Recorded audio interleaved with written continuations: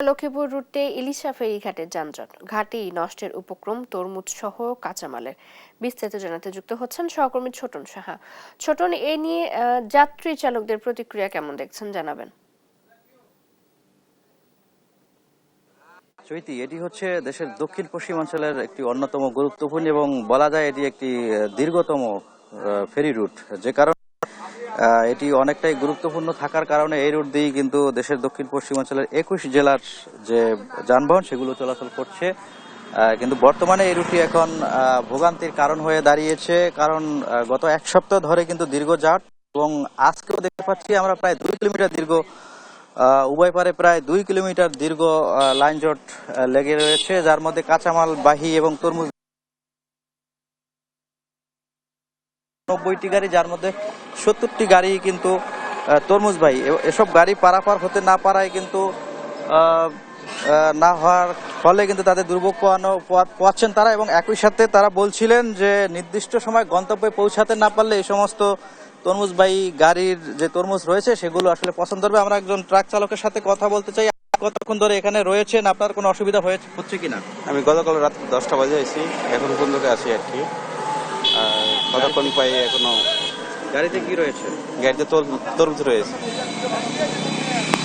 ধন্যবাদ। আমরা আসলে এই যে সমস্যার সৃষ্টি হয়েছে, আমরা একটু বিআইডব্লিউটিসির কর্তৃপক্ষের সাথে কথা বলবো এবং তাদের কাছ থেকে জানতে চাইবো যে আসলে এই যানজট, যে দীর্ঘ যানজট সৃষ্টি হয়েছে, সেটি নিরসনে তারা কি ব্যবস্থা নিয়েছেন। আপনাদের এই যানজট নিরসনে কি ব্যবস্থা নিয়েছেন? আমাদের ভোলা লক্ষ্মীপুর সার্ভিসে বর্তমানে 4টা ফেরি চলতেছে। আমাদের আর একটা ফেরি আর 2 দিনের ভিতর ট্রিপে ঢুকবে, 5টা ফেরি হয়ে যাবে। 5টা ফেরি হয়ে গেলে আমাদের এই 4টা থাকবে না। তরমুজ ভোলা অঞ্চলে তরমুজের বাম্পার ফলন হওয়ার কারণেই আসলে অত্যাধিক গাড়ির চাপ, এবং আমাদের সক্ষমতা আছে, কিন্তু তারপর আমরা পারছি না নাপত্তা সংকটের কারণে। কারণ আমাদের যে দূরত্ব ছিল 22 কিলোমিটার, সেটা এখন হচ্ছে 35 কিলোমিটার। 35 কিলোমিটার যেতে আমাদের প্রায় দ্বিগুণ সময় লাগতেছে। এই সময়ের সাথে কাভার দিয়ে আমরা আসলে পারছি না, যার কারণে আমরা একটা ফেরি যোগ করলে এটা সমস্যার সমাধান হয়ে যাবে।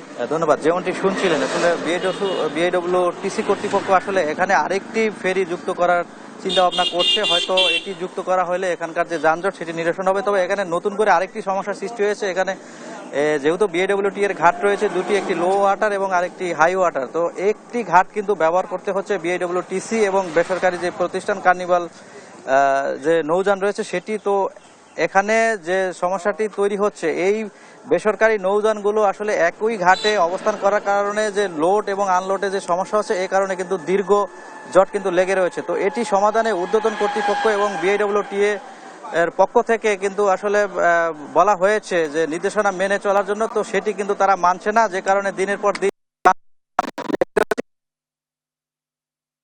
আসলে নিরসন করা না হয়, সেক্ষেত্রে ট্রাক চালক এবং শ্রমিকদের এবং মানুষদের যে ভোগান্তি সেটি আরো দীর্ঘ থেকে দীর্ঘতর হবে। তো এ ছিল আমার কাছে ভোলা লক্ষ্মীপুর রুটে যে পরিবহনের দীর্ঘ জট সৃষ্টি হয়েছে তা নিয়ে সর্বশেষ তথ্য। ফিরছি স্টুডিওতে চৈতির কাছে। চৈতি।